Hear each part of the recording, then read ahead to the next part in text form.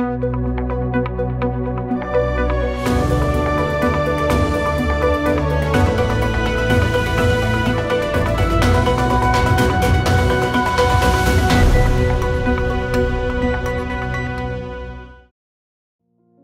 Türkistanның James Joyce.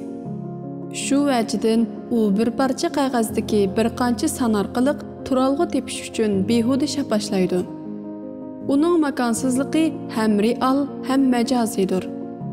Onun koçularga bolğan g'alitina tonuşluğu Ürümçinin 1990 yıllardaki 1,5 milyon kişilik şəhərdən kengiyib, bugünkü 4 milyon nüfusluq şəhərə aylanğanlığını və şəhər kölümünün 4 həssi kengayganligini əks etdirdi.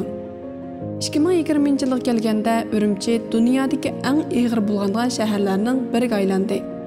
Çoğ şəhərdəki Ürümçi kiçik, xarablaşqan joyga oxşaydı. Kitapdaki hər bətni oxuş barğan sır qiyinləşidi. Tumanlar barğan sırı zəhərlikləşidi. Kündüzü bayan qılğışı lığışıb qalğan birli tartması var üstəl aldıda oturdu və aşı tartmini bu şəhərdəki mənə birdən bir təvə nərsə dəb qaraydı. Qalğan tartmalarının həmmisi quluplanğan bulub, içigə şunundan 11 yıl müqaddəm aşı üstəldə işləyən birgi təvə nərslər silinğan və baş personaj bu nərslərini tazlab etishni xalamaydı. Onun ictimai ornu tövən. Xitayçısı çalı bolğaçqa, Xitay xizmətdaşı daim onunğa popoza qılıdı. Kelgünge uçurğanlar üçün iyan toplanğanda o pul bərgil olmaydı. Şunun bilan onun bir xizmətdaşı bütün dünyadakilar, hətta düşmənlərimiz muş afət üçün təziyə bildirib atqan tursa, sən nimişqi bu işə köngül bölməysən, bu işin çəkdini işib getdi, deydi. Halbuki o pul iyanı qılğandan keyinmi tapitənidən qutulalmaydı. Mən onlarga əhvalımның öyləri kelkündə vəyran bolğanlarınkidən münəçər işkənligini. Çünki mening afətdə vəyran bolğudak öyümmi yoxluqını aytıb edim, ular bunu anlağandan keyin mening insaniyyətliyimni yo'qotganligimga texim g'azablandı. Men o'zimni aqlash uchun ishlatgan har bir so'z meni texim eg'ir gunohkor qilib qo'ydi, deydi romandagi bayon qilg'uchi. Cho'ng shahar ezilganlarning sadosini ifodalab, bayon qilg'uchining o'tmishdagi azobini va navbatdagi xorliqini boblarga ayirmasdan shiddatli ong iqimi orqali xotirlaydi. Uning ko'zatishi bir xil universal estetiklikka ega bo'lib, tumanlar orasidagi mashinalarning tinimsiz ovozini anglag'il bo'ladi. Bu ovoz tuman bilan birlashib, tumanni texim qo'yiq ko'rsatdi. Mashina chiroqlarining yo'riqi kulda o'sidagi oxirgi cho'g'dak g'oyib bo'ldi.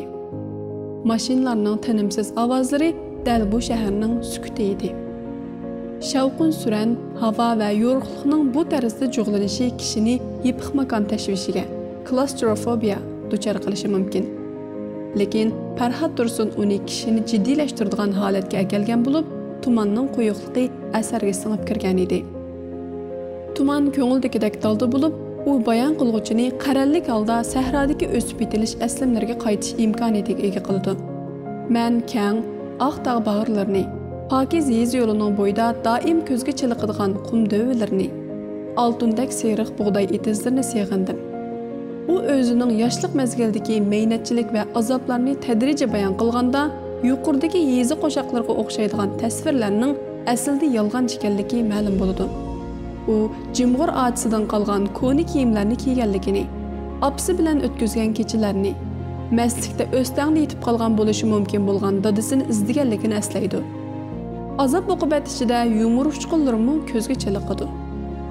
Uning otasi o'zidan 30 yosh cho'ng birga tegsa, aksi o'zidan 40 yosh cho'ng bir ayol bilan qochib, otasidanmi o'tib ketadi.